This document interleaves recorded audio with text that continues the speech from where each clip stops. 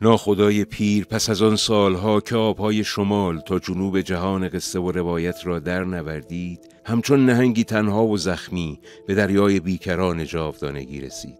ناصر تقوایی، راوی خستگی ناپذیر که سانسورها و حذفها و تحمیلها را نپذیرفت، پس از یک دوره کوتاه گرفتاری در پنجه آلزایمر، بدون آنکه لحظه‌ای از حافظه سینمای ایران پاک شود، چشم از جهان فرو بست. سیاح تمام دریاهای جنوب اولین مستندهایش از زاد و بومش بود.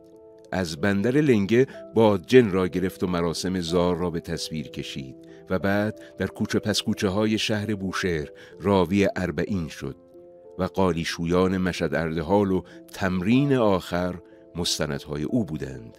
در بادجن وقتی روایت خشکسالی را با این متن نوشت که موریانه تشنه مرگ شد تا نقش چوب دوام آورد، همه دانستند که سینماگری مؤلف زاده شده است که ادبیات و تصویر را تلفیق خواهد کرد و این در آثار بعدی او تجلی یافت وقتی که دایجان ناپلئون را بر اساس رمان پزشکزاد ساخت و آرامش در حضور دیگران را بر اساس قصه ساعدی.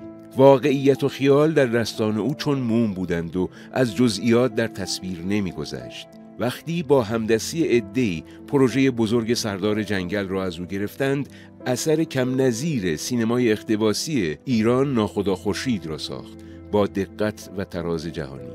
ای ایران اثر دیگر او بود که نشان شناسی و قدرت طنزش را باری دیگر نشان داد. آخرین اثر سینمایی ساخته شدهش کاغذ بی خط بود، احترامی به نوشتن و به همه آنان که می نوشتند.